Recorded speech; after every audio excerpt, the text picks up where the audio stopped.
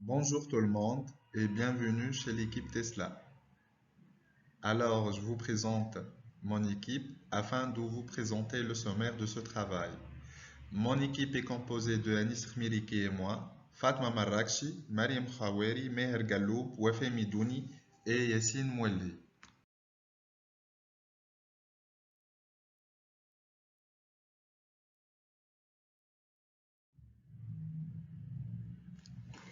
Tout d'abord, on va commencer par faire une petite introduction.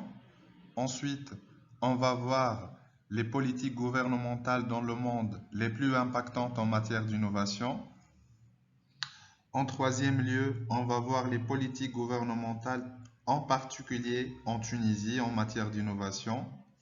Et on va finir par les mécanismes d'État en matière d'innovation aussi, dans le monde et en Tunisie. Tout ça, y compris les axes d'innovation. Voilà donc. La recherche et l'innovation sont devenus le moteur du retour de la croissance et portent l'espoir de sortie de la crise. Tout le pays et tous les acteurs économiques partagent l'idée de cette nécessité de relancer l'économie par l'innovation. Mais l'efficacité des systèmes nationaux d'innovation est très inégale et les opportunités créatives, comme les processus de développement, dépendent des domaines technologiques et économiques concernés. Par la suite, l'évolution du système de recherche et d'innovation dans le long terme fait apparaître une forme de normalisation qui le rapproche du modèle international standard, bien qu'il reste des spécificités issues de son histoire, marquées par le colbertisme technologique des années d'après-guerre. Un des points faibles du système reste la capacité des entreprises, en particulier les petites, à franchir les étapes aval du processus d'innovation. Le déficit d'innovation ne provient pas forcément d'un manque de créativité ou d'esprit entrepreneurial, mais souvent des difficultés de financement de la phase d'investissement. La solution de ce problème échappe en partie aux instruments de politique d'innovation que peuvent mettre en place les pouvoirs publics, car ces financements dépendent largement d'acteurs privés et du contexte institutionnel général du pays. Maintenant, je L'Organisation laisse la mondiale de parole la à ma collègue propriété Mariam pour individuelle édite présenter depuis brièvement 2007 les l'indice politiques mondial d'innovation. gouvernementales dans le monde Les les décideurs plus du monde impactantes entier en font matière confiance à d'innovation. l'indice mondial d'innovation pour mieux comprendre les atouts et les faiblesses des systèmes nationaux d'innovation et pour informer leur orientation de politique générale. L'indice mondial de l'innovation est basé sur deux sous-indices. Le sous-indice des moyens mis en œuvre en matière d'innovation qui permet d'évaluer des éléments de l'économie favorisant des activités innovantes autour de cinq piliers. Les institutions, le capital humain et la recherche, l'infrastructure, le perfectionnement des marchés et finalement le perfectionnement des entreprises. Le deuxième sous-indice des résultats rend compte des résultats effectifs des activités d'innovation dans l'économie s'articule autour de deux piliers, les résultats en matière de savoir et de technologie et les résultats créatifs. Le classement du top 10 des pays selon l'indice mondial d'innovation en 2022. On trouve la Suisse qui occupe la première classe mondiale, ensuite les États-Unis, la Suède, Royaume-Uni, Pays-Bas, Corée du Sud, Singapour, Allemagne, Finlande, Danemark, la Chine et finalement en deuxième classe la France. Politique d'innovation de la Suisse, modèle orienté vers l'intersection entre la science et l'économie. La Suisse est leader en matière de formation, recherche et innovation, qui est orientée vers l'intersection entre la science et l'économie. Ce succès résulte d'un ensemble de conditions, cadres et de politiques. La politique suisse en matière d'innovation s'appuie sur la force d'enseignement supérieur avec comme priorité le renforcement de ses capacités scientifiques et technologiques, mais aussi la promotion de la formation professionnelle. La Suisse dispose de deux écoles polytechniques fédérales, l'une située à Zurich et l'autre à Lausanne. La politique en matière de recherche repose sur des financements importants. L'innovation fondée sur la science et le développement de nouveaux produits, procédés, processus et services pour l'économie et la société.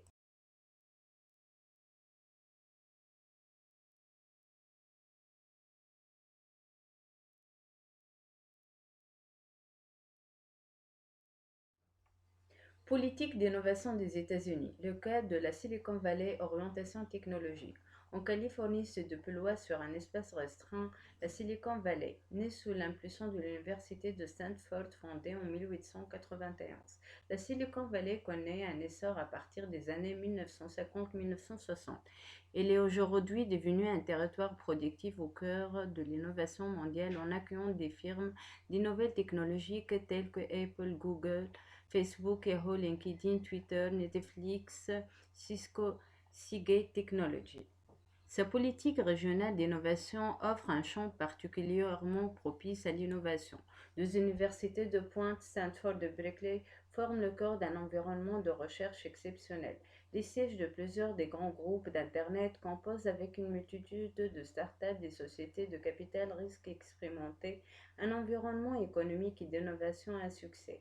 Des investissements publics et des programmes de promotion notamment durant la guerre froide.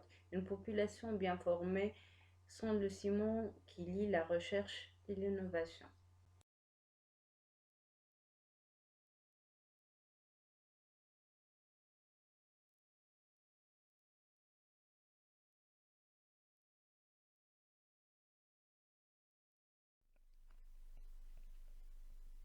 L'innovation par l'internationalisation, c'est la politique suédoise.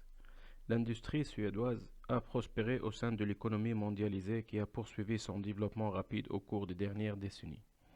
Cette économie mondiale a connu une véritable transformation.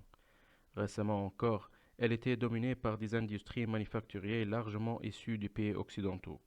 L'économie actuelle est davantage tournée vers l'innovation et le savoir. Ce processus de transformation a été mouvementé mais extrêmement rapide. L'importance du secteur tertiaire a considérablement augmenté par rapport à celui de la production de biens, que ce soit en termes de part du PIB ou de part dans l'emploi. Ces processus parallèles ont progressivement été alimentés par des innovations de rupture, notamment dans le secteur des technologies de l'information et de la communication, ce qui a entraîné une croissance exceptionnelle de l'industrie d'Internet et l'émergence de nouvelles entreprises du web comme Blablacar en France ou Spotify en Suède. Sans oublier que le secteur soit encore très largement dominé par des géants américains tels que Facebook et Google. Les Pays-Bas et leur politique d'innovation. Pour renforcer le potentiel innovant de leur industrie, les Pays-Bas ont travaillé sur certains éléments afin de bâtir une solide chaîne d'innovation, un climat favorable aux investissements privés, une excellente recherche et d'une population active avec un haut niveau d'éducation.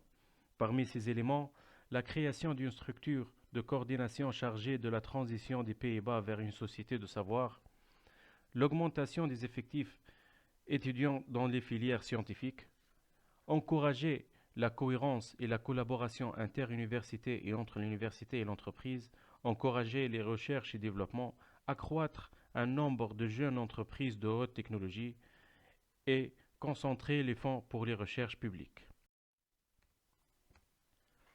L'innovation scientifique et technologique, c'est la politique coréenne. Pour les besoins d'un système national d'innovation, on peut distinguer dans l'histoire de développement scientifique coréenne une première phase de construction. C'était tout au long des années 60 et 70. Après, entre 1980 et 2000, les politiques de sciences et technologies coréennes vont se fixer pour se mettre au niveau des technologies les plus avancées, soit une politique de rattrapage.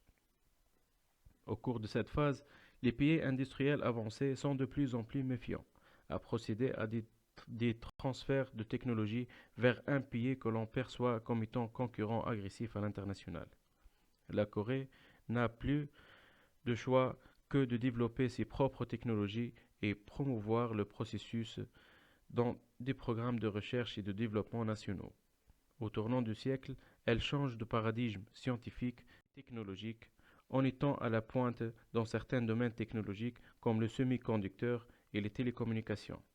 Enfin, depuis 2000, les politiques scientifiques se sont consacrées à l'amélioration des capacités, à produire une innovation locale et à conforter une position de leadership international en sciences et technologies dans une palette de domaines scientifiques de plus en plus large.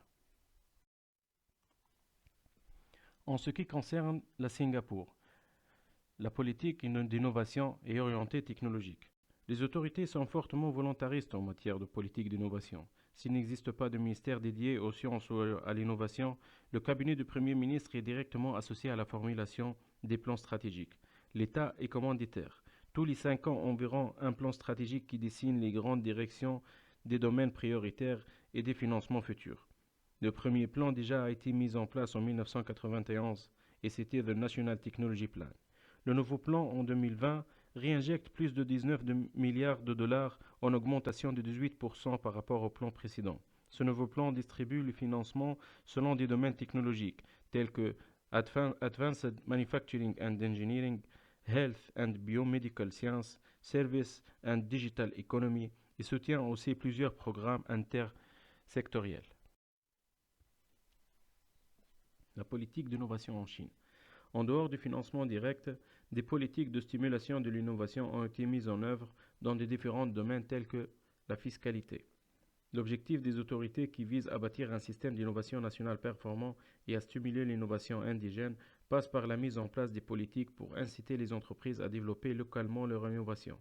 Une série de politiques fiscales en faveur de l'innovation a été élaborée suite à la publication du plan à moyen et long terme par la CAE, dont la plupart sont entrées en vigueur à partir de l'année 2008. Leur mise en œuvre prend place au sein de la grande réforme de la fiscalité en Chine qui a vu changer le règlement concernant l'impôt sur les revenus des sociétés fixé à 25% pour toutes les entreprises. Aussi, l'impôt sur les sociétés et la TVA. Ces politiques sont destinées à dynamiser l'innovation au sein des entreprises en leur apportant des avantages fiscaux uniques. D'autre part, la mise en place du label Centre de recherche indépendant qui s'obtient en remplissant certains critères. Les centres de recherche possédant ce label sont exemptés des droits de douane et de TVA à l'import, notamment pour l'achat des équipements. Dans cette partie, on va aborder les politiques gouvernementales tunisiennes en matière de l'innovation. Donc, le pays, face au contexte géoéconomique, a besoin du développement des relations internationales pour améliorer l'attractivité et la compétitivité sur le plan international, à viser à mieux implémenter l'innovation et par le fait de créer des nouvelles politiques industrielles orientées vers la création et le développement des PME, le soutien de la recherche et le développement pour favoriser l'innovation technologique et l'amélioration du système national de recherche et de l'innovation. Par la loi d'orientation numéro 96 issue le 31 janvier 1996, donc on peut distinguer l'orientation du système d'innovation qui vise à orienter la recherche scientifique et le développement technologique en vue de stimuler le développement de l'économie et d'assurer la diffusion de la culture scientifique, de renforcer la formation des chercheurs dans tous les domaines de la connaissance au sein des établissements d'enseignement supérieur et d'établir un cadre approprié favorable à l'innovation. On ne peut pas parler de l'innovation sans vraiment connaître l'infrastructure dédiée pour l'objet. Donc, on commence par les structures de recherche qui est divisée en deux unités, les universités et les établissements publics de recherche. Donc, les universités sont un élément clé des dispositifs de la recherche au plan national, qu'il s'agisse de la recherche fondamentale et de la recherche appliquée. Donc, on peut citer les unités de recherche et les laboratoires de recherche. Pour les établissements publics de recherche, parmi 33, on a 14 centres qui sont orientés à promouvoir les technologies en rapport avec des diverses activités industrielles. On peut citer les centres de biotechnologie de Borj Sedria et le centre d'études et de recherche des télécommunications. Donc, le deuxième infrastructure d'innovation sont les technopoles. Donc, les technopoles sont des espaces ou d'ensemble des espaces intégrés à aménager pour accueillir des activités dans le domaine de la formation et de la recherche scientifique. Donc, ici, on peut distinguer la répartition des territoires des technopoles en Tunisie. Enfin, on a les pépinières d'entreprises. Donc la Tunisie s'est engagée depuis 1999 dans un programme national de mise en place de pépinières d'entreprises au sein des établissements d'enseignement supérieur. Donc le rôle des pépinières, c'est de guider et de promouvoir les projets qui visent à mieux impliquer l'innovation. Ensuite, il faut connaître les structures de soutien à l'innovation. Principalement, on a l'Agence de promotion de l'industrie et de l'innovation, l'API. Donc, l'API, c'est un établissement public qui a pour mission de mettre en œuvre la politique de gouvernement relative à la promotion du secteur industriel et de l'innovation. Il est constitué de 5 centres.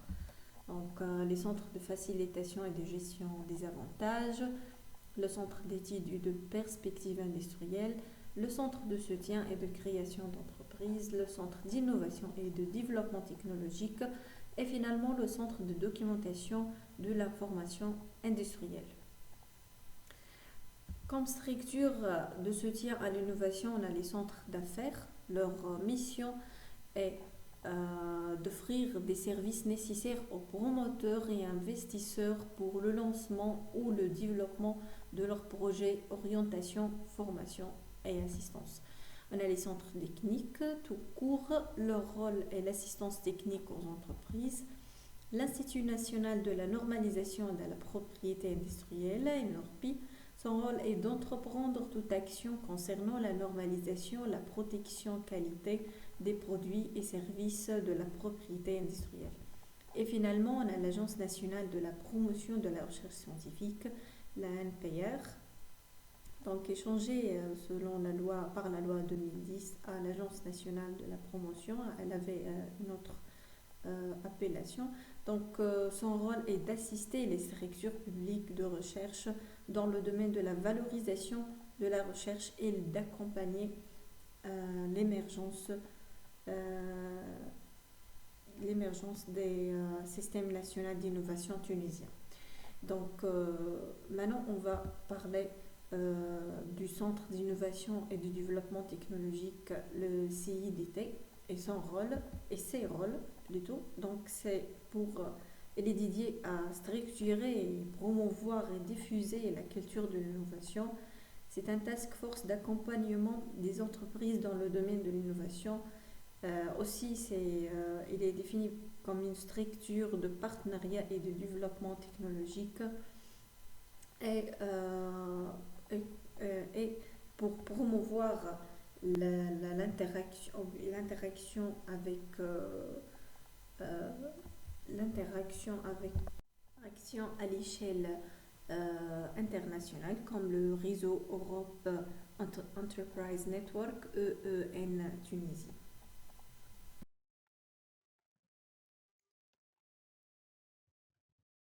Voilà donc quelques exemples de startups et de conventions à but innovant. Le gouvernement met en place un cadre juridique dédié à l'entrepreneuriat innovant à travers le Startup l'Acte en 2018, contribuant à la constitution d'un environnement propice à l'innovation. Ensuite, lancé conjointement par l'ANPR et l'API, au mois d'avril 2016, le portail Tunisie Innovation offre une entrée unique et centralisée à toute l'information sur la recherche, le développement et l'innovation en Tunisie. Après, le projet Innovi vient, lancé en 2019, accompagne cette transformation, appuyant la mise en œuvre du Startup. C'est l'acte social d'une initiative nationale du Startup Tunisia, visant à faire de la Tunisie un pays propice aux startups. Passons maintenant à la mise en œuvre des nouvelles politiques. Je vais commencer par le secteur public, la Commission de Venise, l'adaptation d'un processus d'innovation dans la fonction publique dans un contexte de respect de l'État, de droits et des valeurs et des principes fondamentaux de la fonction publique. Modernisation de l'administration, digitalisation de l'administration. Ensuite, dans le domaine de l'industrie, Stratégie industrie et innovation à l'horizon 2035. Cette stratégie vise à mettre en exergue les orientations et les objectifs stratégiques futurs de l'industrie et de l'innovation à l'horizon 2035. Ensuite, l'économie circulaire et environnement. Une agriculture et une industrie respectueuses de l'environnement, exploitation des ressources minières et substances utiles, lutte contre la pollution et ses effets, et traitement et valorisation des rejets industriels et ménagers. Passons maintenant à la technologie. Focalisée sur la technologie de la pointe, l'intelligence artificielle, l'Internet des objets, le big data, la blockchain, le robotique et les nanotechnologies. Enfin, pour l'agriculture, la tendance des startups agricoles qui proposent d'apporter un accompagnement personnalisé aux artisans agricoles pour la mise en valeur et la commercialisation équitable de leurs produits. Voilà donc des startups innovantes en Tunisie. La Technopole Compétitivité de Le Monastir et à El Faja, Bilopi et Biopi Tunisie et Pôle industriel et technologique de Gebs. Avant de clôturer avec la partie des politiques de l'innovation en Tunisie, il faut les critiquer. Donc, ce critique est basé sur trois points.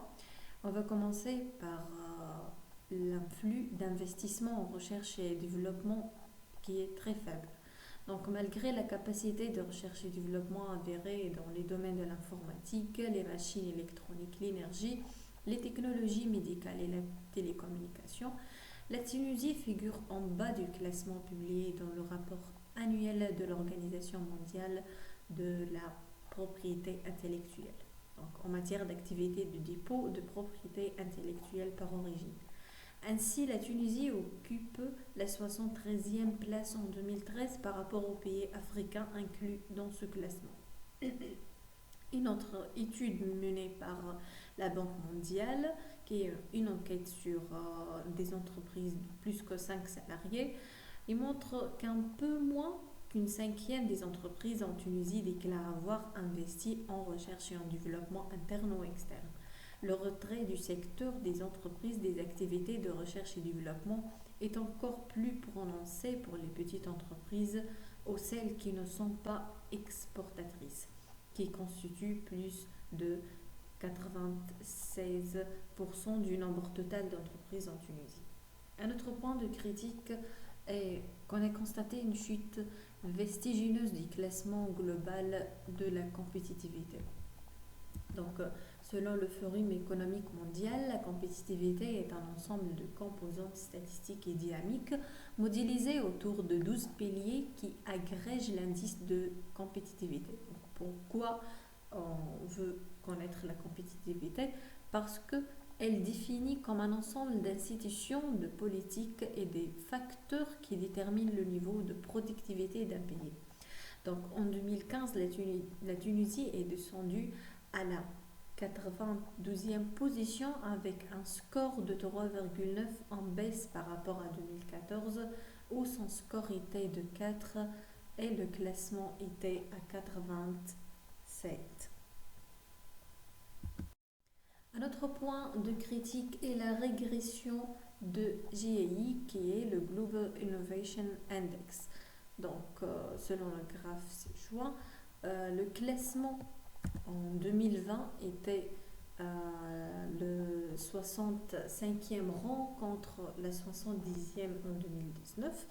Donc, la Tunisie a perdu du terrain en matière d'innovation en 2022 en reculant de 2 places globales Innovation Index en 2022, passant ainsi à la 71e rang en 2021 au 73e. Donc les solutions possibles ou bien les solutions proposables est d'assurer des stratégies d'efficience de la gouvernance et d'évaluer les impacts à court et à long terme de la pandémie sur le système scientifique et de l'innovation. Surtout qu'on note cette chute des indices, surtout après la période de la révolution et la période de la pandémie Covid-19.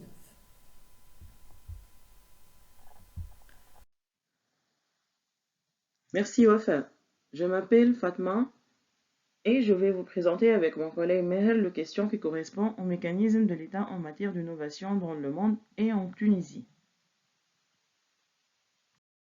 On va parler sur les mécanismes de l'État en matière d'innovation dans le monde. L'objectif de la gouvernance est de mettre en place un certain nombre de mécanismes en vue de limiter les divergences d'intérêts potentiels et le comportement opportuniste des dirigeants et d'inciter ces derniers à faire de leur mieux. Petit 1, les mécanismes de gouvernance qui se classifient en deux parties. Première partie, les mécanismes internes qui parlent sur le conseil d'administration qui constitue un mécanisme de contrôle fondamental dans le dispositif du gouvernement d'entreprise. Il a deux fonctions principales. Contrôler l'équipe managériale, apporter le conseil aux actionnaires. La politique du dividende constitue à rémunérer les actionnaires en contrepartie du capital mis à la disposition d'une société. Permet de réduire les problèmes d'asymétrie d'information et les coûts qui y sont liés. Un versement généreux et régulier du dividende permet de limiter le gaspillage des capitaux et pousse les dirigeants à agir dans l'intérêt des actionnaires. En deuxième partie, on a les mécanismes externes qui parlent sur trois marchés. Le premier marché, c'est le premier marché financier, constitue un moyen efficace pour contrôler le comportement potentiel opportuniste et préjudiciable des dirigeants. En effet, lorsque les apporteurs de fonds ne sont pas satisfaits de la gestion des dirigeants, ils peuvent vendre leurs actions. Le marché des dirigeants est un autre moyen de contrôle, toutefois pour éviter le risque d'être renvoyés et pour préserver leur réputation sur ce marché, les dirigeants se trouvent obligés de limiter leur opportunisme et de diriger la firme dans une perspective de création de valeur pour toutes les parties prenantes. Finalement, on a le marché des biens et services. La concurrence entre les firmes sur le marché des biens et services met une forte pression sur les dirigeants et permet de protéger les intérêts des actionnaires. En effet, un comportement opportuniste de la part des dirigeants peut rendre l'entreprise moins compétitive et donc provoquer une baisse de la demande. Petit 2, les axes de l'innovation. Ces mécanismes sont répartis sur 4 axes et qu'on va le définir dans les diapos suivants. Premier axe, la valorisation des idées innovantes et l'encouragement des recherches scientifiques. Deuxième axe, le financement des projets innovants. Troisième axe, l'investissement dans l'infrastructure et la socio-économique. Quatrième axe, l'accompagnement des entreprises innovantes, notamment les PME et les startups. Pour le premier axe, la valorisation des idées innovantes et l'encouragement des recherches scientifiques, globalement, on peut valoriser les travaux de recherche par le milieu académique, les étudiants, les acteurs socio-économiques privés et publics, et enfin les médias pour pouvoir toucher le grand public. Deuxième axe, le financement des projets innovants. Sont donc nombreux et variés et dépend du stade de la développement des entreprises. Il est essentiel de se rapprocher de tous les organismes possibles pour donner une chance à son projet de voir le jour, mais aussi bénéficier de subventions et d'aides spécifiquement dédiées. Généralement, on a les concours, les bourses, les subventions et les aides fiscales. Troisième axe, l'investissement dans l'infrastructure et la socio-économique. Investir dans les infrastructures est une priorité pour stimuler la compétitivité dans le monde. Les politiques d'infrastructure constituent un levier essentiel des efforts de réduction des émissions de gaz à effet de serre et d'adaptation des territoires aux conséquences du réchauffement climatique. Ces politiques couvrent des champs très variés et structurants pour nos modes de vie tels que la mobilité, la production et le transport d'électricité, les télécommunications ou encore les réseaux d'eau. Elle influence significativement les schémas de production et de la consommation d'énergie dans les territoires ainsi que leur degré de résilience face aux aléas naturels. Ainsi, dans la perspective de la transition environnementale, Des investissements significatifs devront être réalisés dans les années à venir pour transformer, rénover et maintenir les infrastructures sur l'ensemble des territoires nationaux. Quatrième axe, l'accompagnement des entreprises innovantes, notamment les PME et les startups, qui est basé sur la formation, le coaching et l'amélioration. Alors, je laisse la parole à mon collègue Meher pour vous présenter la partie de la Tunisie. Ah oui, la Tunisie. Merci Fatma pour la présentation. Donc, je vais vous présenter les mécanismes de l'État tunisien en matière d'innovation. Au cours des dernières années, l'économie de la Tunisie est devenue plus complexe et axée sur l'avoir tout en enregistrant des performances remarquables par rapport à celles des pays semblables. L'évolution du contexte économique confère à la problématique de l'innovation une place centrale dans la performance des firmes tunisiennes. Le passage d'une économie de type fordienne à une économie fondée sur la connaissance exige la généralisation d'un modèle productif fondé sur les technologies de la communication et les réseaux, couplé à des ressources internes en connaissance et une organisation créative accordant une place centrale à la recherche et développement. Cette tribune examine l'effort d'innovation en Tunisie, la performance en matière d'innovation, les défis à relever, l'expérience internationale et quelques options stratégiques de réforme. Premièrement, l'effort de la Tunisie en matière d'innovation. Le système national d'innovation en Tunisie est très riche, composé notamment d'un conseil supérieur pour la recherche scientifique et la technologie, de nombreux centres de recherche, des centres techniques et des technopoles de compétitivité. Ces institutions sont complétées par un certain nombre de programmes visant à soutenir l'investissement matériel et immatériel et l'amélioration des compétences organisationnelles, technologiques et de marketing. Des mesures d'incitation à l'innovation sont également appliquées, donc la Tunisie dispose d'un système complet d'innovation. Les réalisations de la Tunisie en matière d'innovation peuvent être mesurées à l'assiste de quelques indicateurs clés, jugés pertinents en tant qu'intrants nécessaires à l'accroissement des capacités d'innovation d'un pays. Les mécanismes d'innovation en Tunisie. Un ensemble de 6 cohérents mécanismes de soutien de l'innovation publique. Pour atteindre les objectifs énoncés dans les politiques industrielles, des outils ont été mis en place en parallèle avec leur conception. Au début des années 1970, la transition vers des politiques industrielles plus libérales, incarnée par la loi 72, s'est accompagnée de la création de FOPRODI, fonds de promotion et de décentralisation industrielle. Également, les politiques de croissance intégration internationale de l'économie tunisienne après 1990 ont créé un besoin de modernisation des entreprises et le programme de mise à niveau PMN a été défini pour apporter sa contribution à l'effort. Ces deux programmes FOPRODI et PMN menés par le ministère de l'Industrie ont jusqu'à présent été les plus importants à l'égard des ressources destinées à promouvoir l'investissement, l'entrepreneuriat et la modernisation du tissu industriel tunisien. De nombreux autres programmes ou instruments ont été créés pour promouvoir l'investissement et l'innovation.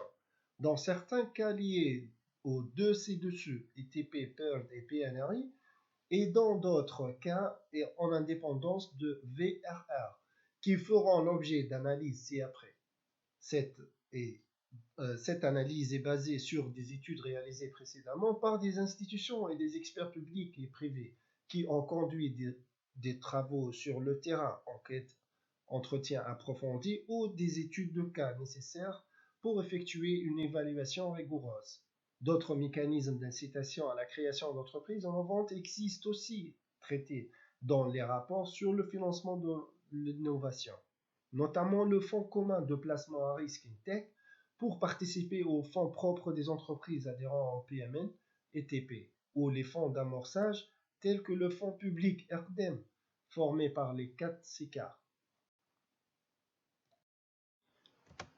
Le fonds de promotion et de décentralisation industrielle, appelé FOPRODI. Le FOPRODI est un fonds né avec l'objectif de promouvoir la création d'une nouvelle génération de promoteurs, le développement des PME industrielles, artisanales et de services, et d'encourager le développement régional. Le plafond d'intervention de FOPRODI est passé de 500 000 dinars en 1976 à 15 millions de dinars en 2018 à travers des différentes périodes. De 2017 à nos jours, entrée en vigueur de la nouvelle loi d'investissement qui a supprimé l'intervention de FOPRODI en faveur des nouveaux promoteurs. Elle a été limitée aux PME et au financement des subventions accordées dans le cadre de l'encouragement du développement régional. Sa pertinence. Il s'agit du premier programme Capital à risque initié par l'État tunisien sur des fonds publics il y a plus de 40 ans, c'est-à-dire depuis 1974, et qui a permis la mise en œuvre d'un large éventail d'aides, dont la cohérence et l'adaptation aux besoins des investisseurs ont varié au fil du temps. Le programme avait initialement pour objectif le financement de nouveaux investissements et des extensions d'activités en croissance, mais à partir de 1993, le fonds a consacré près de 4 fois plus de ressources à l'initiation et au développement régional, tandis que la création de nouvelles entreprises et le soutien aux jeunes entrepreneurs sont devenus un objectif secondaire. Par ailleurs, l'accès au concours de FOPRODI a été conditionné par la participation des SICAR au projet postulant à ces concours. Cette procédure avait dénaturé et vidé le FOPRODI de sa substance en imposant la participation des SICAR, initialement créés pour consolider les financements des projets innovants ne pouvant accéder aux mécanismes et les lignes traditionnelles de crédit bancaire. Ces guichets parallèles ou le banque qui les ont créés fonctionnent dans la même logique des banques classiques à des coûts plus élevés. Il avait surtout permis des exonérations fiscales pour les investissements et fonds dédiés à SICAR. Ainsi, FOPRODI, créé dans une logique innovante, a perdu de sa pertinence et de son originalité. Son efficacité, tout en étant le plus doté en ressources financières lors de sa création. Le FOPRODI est un instrument d'incitation simple et pertinent.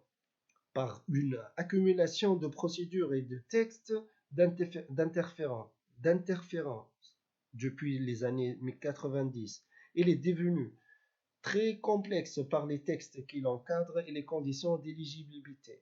Le FOPRODI est relativement bien adapté à l'entrepreneuriat, mais il est peu orienté aux projets innovants malgré la panoplie d'aides d'existence. D'autre part, la suppression des crédits sur les ressources de programme à partir de 1992 a donné comme résultat une diminution des projets approuvés, les exigences des banques étant plus élevées en termes de rentabilité et de garantie. Son efficience, l'accessibilité aux fonds nécessite une procédure compliquée avec l'envoi successif de dossiers aux banques et l'API. Les retards dans la disponibilité des ressources par les porteurs de projets conditionnent l'intérêt pour les initiatives axées sur des opportunités précises.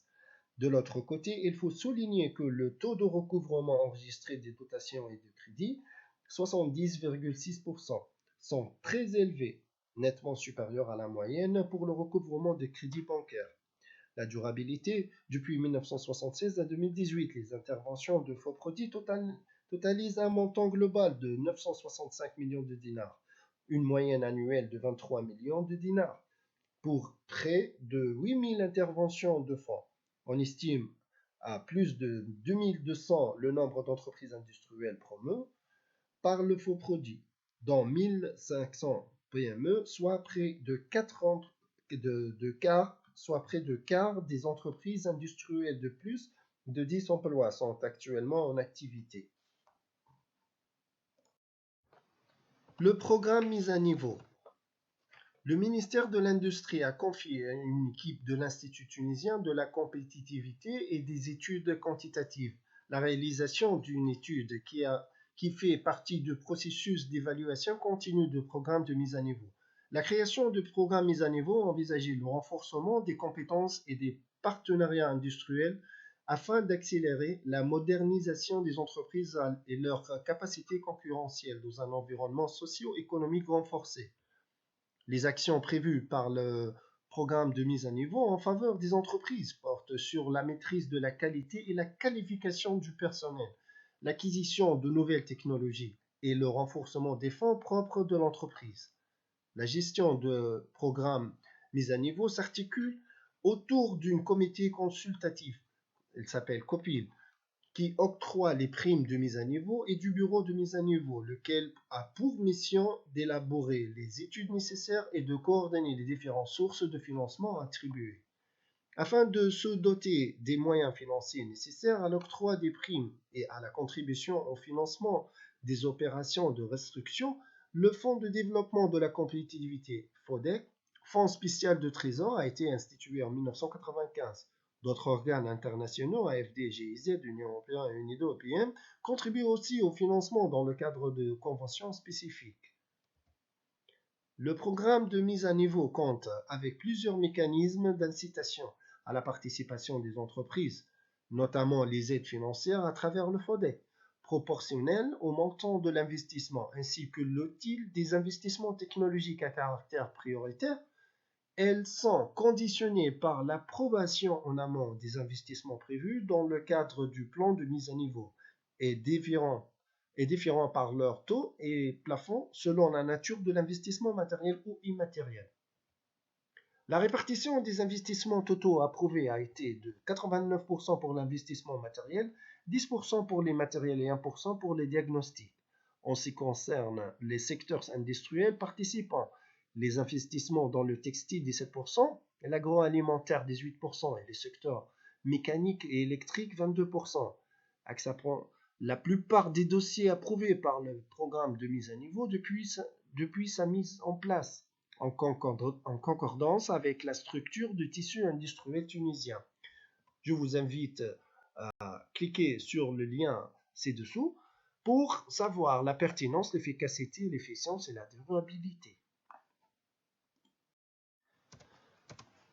Le programme d'investissement technologique à caractère prioritaire, ITP, a été créé en 1991 pour renforcer la compétitivité et permettre aux entreprises industrielles et aux services connexes d'acquérir une technologie avancée.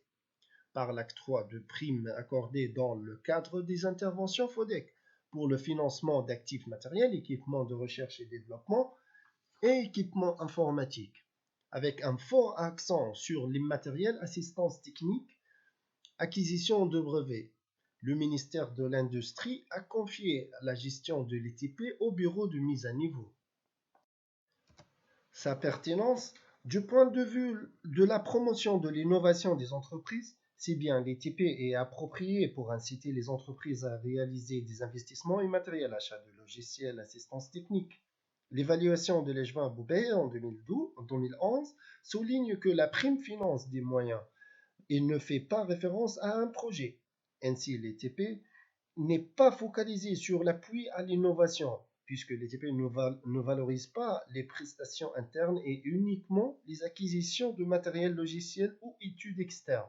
L'objectif de développement des compétences des entreprises et leur capacité d'absorption des connaissances ne sont pas donc pris en compte. Ainsi, l'ITP peut jouer un rôle partiel et complémentaire à un programme de mise à niveau. L'efficacité, le domaine d'application de programme comprend la manufacture et de nombreux services liés à l'industrie.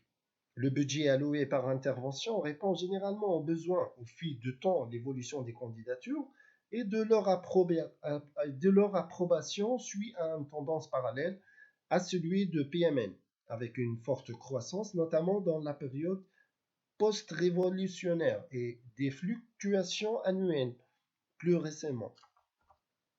Son efficience, la diffusion et la visibilité de cet instrument est assez bon car l'ITP s'appuie sur le bureau de mise à niveau qui est une structure expérimentée dans la gestion du PMN.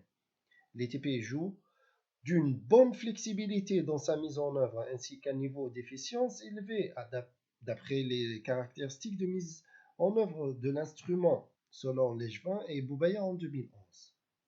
Sa durabilité, l'ITP a une performance élevée L'approche du programme dirigée au financement des intrants technologiques pour le renforcement des moyens propres de l'entreprise plutôt qu'à l'appui d'actions spécifiques aux projets innovants ne lui permet pas de jouer un rôle direct de promoteur en quête de résultats concrets comme l'objectif final articulé dans une stratégie d'innovation. Le programme d'investissement en recherche et développement, afin d'appuyer les projets de recherche dans toutes les phases de l'étude jusqu'à la réalisation et de concevoir de nouveaux produits ou procédés en 1995, a été mis en place. La prime d'investissement en recherche et développement, PERT. Le ministère de l'Enseignement supérieur de recherche et scientifique s'est chargé d'abord de la gestion du programme, tandis qu'après 2010, elle a été transférée au ministère de l'Industrie. Sa pertinence. Le port de finance avec un plafond fixé à 100 000 dinars, les frais nécessaires d'une entreprise pour la réalisation d'un projet de recherche et développement. L'orientation à l'innovation est appropriée car elle offre la possibilité de valoriser les activités internes de l'entreprise dans le cadre d'un projet typiquement encadré par un programme de mise à niveau de l'entreprise. Son efficacité, l'utilisation de peur a décollé avec l'ouverture à l'industrie à partir de 2010. 60 projets ont été déposés jusqu'au début de 2011, soit presque autant que dans les 15 dernières années. L'objectif est de financer 100 projets par an avec un budget alloué qui répond généralement aux besoins. Son efficience, comme dans le cas de l'ETP, l'efficacité de PERD est appropriée, notamment à partir de transferts de sa gestion au ministère de l'Industrie, spécifiquement au BNL, et sa liaison avec le programme de mise à niveau, qui est bien expérimenté dans la gestion des opérations de mise à niveau, ce qui est également évident dans l'orientation des actions promotionnelles menées. Sa durabilité, depuis le démarrage de projets en 1995 jusqu'à 2010, 65 projets ont été financés. En revanche, de juin 2010 à mars 2011, 40 projets ont été approuvés sur 60 candidatures, avec un montant cumulé de 3,85 millions de dinars de 1995 à 2007, la moyenne de 59 000 dinars par projet. Le budget d'État pour le PERD en 2011 est de 2 millions de dinars. Entre le début de l'année 2011 à la fin de septembre 2014, seulement 39 dossiers ont été approuvés par la PERD. Le Programme national de recherche et de l'innovation. Mis en place en 2003, le programme a comme objectif d'encourager la coopération entre les entreprises de tous secteurs et les structures de recherche. À cette fin, les coûts des projets associant au moins une entreprise industrielle, un centre technique et une structure publique de recherche peuvent être financés à 80% de coûts avec un plafond de 200 000 dinars. Tout comme le cas de PERD, la gestion du PNRI a été confiée au ministère de l'Enseignement supérieur, de recherche et scientifique entre les années 2004 et 2010, dans laquelle a été transférée au ministère de l'Industrie. Dans cette période, le chiffre de bénéficiaires a été de 4 à 6 projets par an, totalisant une trentaine de projets jusqu'à 2010, avec un budget pour 2011 de 1,6 million de dinars. Sa pertinence, le PNRI vise les entreprises industrielles et les services connexes afin d'aider la montée en valeur ajoutée, suivant les orientations de la stratégie industrielle 2016. Cependant, la conception de l'instrument ne répond que partiellement à l'objectif, l'accessibilité des entreprises étant limitée, puisque les centres techniques ont l'exclusivité de montage des projets. Cette approche, par contre, conduit à enfermer la source des innovations à l'intérieur du secteur, alors que nombre d'innovations sont issues de la coopération et de transfert de technologies d'un secteur à un autre. En plus, le PNRI est redondant avec le VRR qui a les mêmes objectifs mais pas les mêmes modalités d'exécution. Son efficacité, le budget alloué 1,6 million de dinars permet de traiter au maximum 20 dossiers par an, ce qui est très en deçà des objectifs visés par la stratégie 2016. Le nombre de projets réalisés reste marginal par rapport aux besoins, même si le chiffre des candidatures augmente à partir de 2011. Entre autres, les secteurs innovants électrique, électronique et chimie ont été quasiment absents de PNRI. Selon le cadre du programme, le projet proposé implique davantage un engagement de moyens que de résultats, comme, comme conséquence du contrôle administratif a priori des engagements. Il n'y a pas eu d'étude d'impact sur les résultats du PNRI.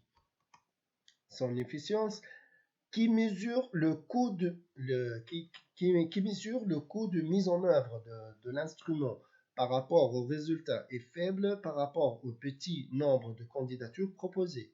Le budget alloué par intervention répond cependant généralement aux besoins.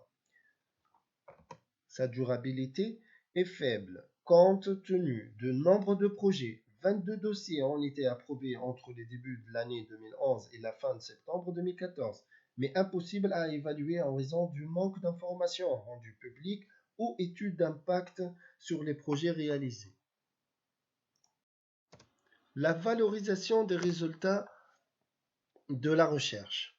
Sur l'orientation de la création de liens de coopération entre le monde de la recherche et de tissus productifs. Le Fonds de valorisation des résultats de la recherche a été créé en 1992, dont la responsabilité et la gestion sont assignées au ministère de l'Enseignement supérieur et la recherche scientifique.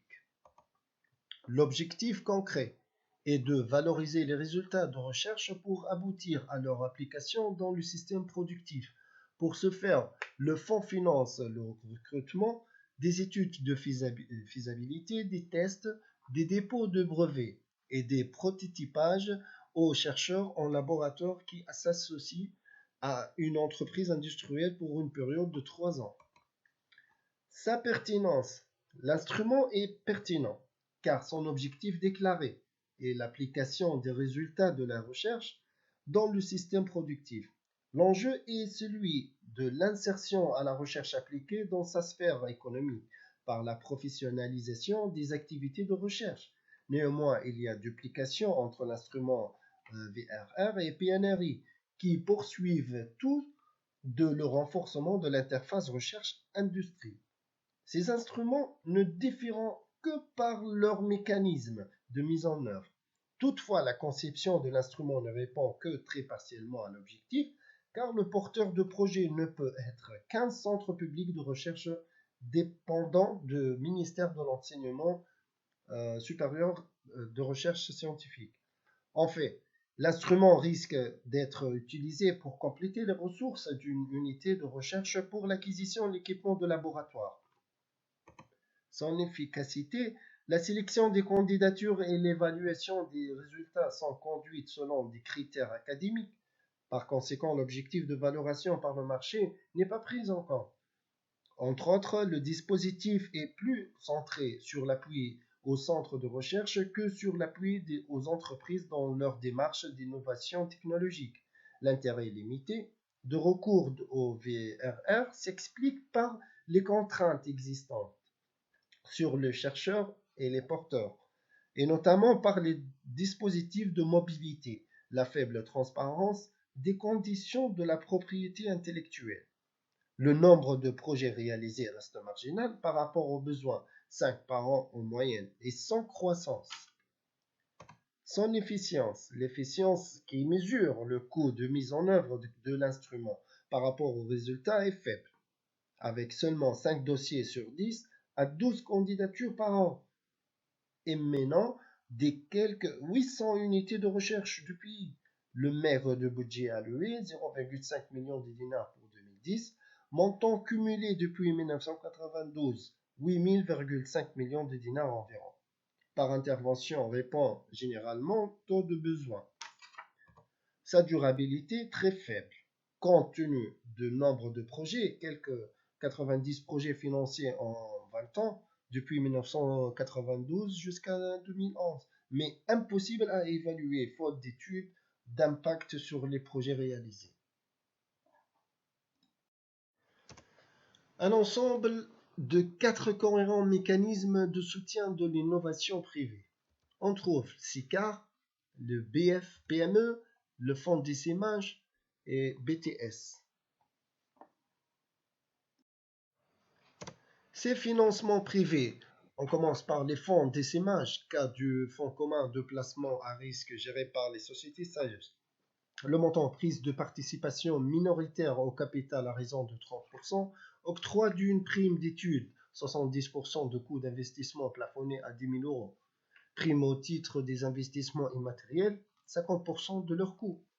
Avec les conditions d'attribution à entreprise qui a procédé à la signature de la charte d'essaimage. Et les informations demandées prévisionnelles financiers, absence de due diligence. Deuxièmement, banque de financement des PME. On trouve que le montant, avec un ticket maximum de l'ordre de 15 000 à 20 000 euros par investisseur, ou bien un ticket d'entrée de 10 000 euros. Les conditions d'attribution entreprise en création, ou bien des dettes qui accompagnent un financement par le capital risque. Les informations demandées et examen des prévisions financières. Troisièmement, Banque tunisienne de solidarité, tout le monde le connaît. Donc le montant crédit maximal octroyé à 25 000 euros à 50 000 euros. Les conditions d'attribution entreprise en création ou bien dette sans garantie exigée en contrepartie. Les informations demandées et examen des prévisions financières. Et finalement, les sociétés d'investissement à capital risque, gérées par SICAR aussi, le montant par la participation au moins 30% de leurs ressources, les conditions d'attribution à un projet innovant ou bien à un projet d'extension, et les informations demandées, examen du plan d'affaires, du diligence. Avant de finir cette vidéo, je voulais vous présenter quel est l'impact de ces politiques et de ces mécanismes sur le processus d'innovation dans les entreprises. Je vais parler généralement le cas l'impact d'innovation sur les entreprises en général, et après vous allez voir quels sont les mécanismes ou bien les politiques dans le processus de l'entreprise présenté par Madame Fatma. Donc, l'innovation est vitale à la réussite d'une entreprise dans le contexte concurrentiel actuel qui se caractérise par une clientèle plus exigeante et informée. Chaque propriétaire d'entreprise a besoin de se démarquer pour survivre. Innover peut lui donner des avantages en améliorant sa productivité, sa croissance et sa rentabilité. L'innovation n'a pas à être une percée révolutionnaire, elle s'incarne aussi dans des améliorations simples et progressives dans n'importe quel domaine des entreprises. Des différents impacts de l'innovation au sein d'une organisation. On trouve qu'elle favorise, améliore, participe et assure soit l'expérience client, présence et processus, soit les variations de valeur, la marque, les solutions, bien communication, aussi que l'organisation, le management et aussi finalement le réseau. Merci Meher. Alors je reviens vers vous pour vous expliquer l'impact des politiques et des mécanismes sur le processus d'innovation dans les activités des entreprises qui se classifient sur 4 plans. Premier plan, c'est le plan réglementaire qui a imposé le respect et l'application de la loi, rationaliser et moderniser l'administration à travers la réforme fiscale, revoir les lois afin de les rendre plus flexibles. Deuxième plan, c'est le plan politique. Garantir la stabilité politique, rétablir la confiance entre l'État et le citoyen, rétablir la confiance entre l'État et les chefs d'entreprise, minimiser les conflits entre les partis politiques, revoir tous les recrutements et nominations faits sur une base purement politique, consulter régulièrement et écouter les citoyens lors de la prise des décisions. Troisième plan, c'est le plan financier. Développer un programme d'appui technique et financier aux TPME, améliorer l'accès à l'information statistique, économique et sociale et de la fonction prospective, arrêter l'hémorragie des entreprises publiques, réduire le déficit commercial, établir un environnement favorable à l'investissement, lutter contre la corruption, contre le marché parallèle et contre l'inflation, et lutter finalement contre la fraude fiscale. Réviser le code de changement. Et quatrième et final plan, c'est le plan social. Améliorer la qualité du système éducatif, améliorer le pouvoir d'achat et dynamiser la consommation, impliquer activement les citoyens dans la vie politique et économique, encourager et accompagner les jeunes diplômés à travers la mise en place d'un programme national pour la promotion de la jeunesse, maîtriser les revendications, mettre en place des programmes de prévention et de lutte contre la pauvreté, renforcer le dialogue et la concertation. Alors, qu'en petite conclusion, on a l'innovation qui va plus loin que de simplement présenter une idée innovante. Il s'agit de créer plus de valeur. Un système de gestion de l'innovation ISO 56002 offre une approche systématique et aide à intégrer l'innovation à tous les niveaux d'une entreprise ou organisation. Merci. Donc finalement, l'équipe Tesla vous remercie pour votre attention.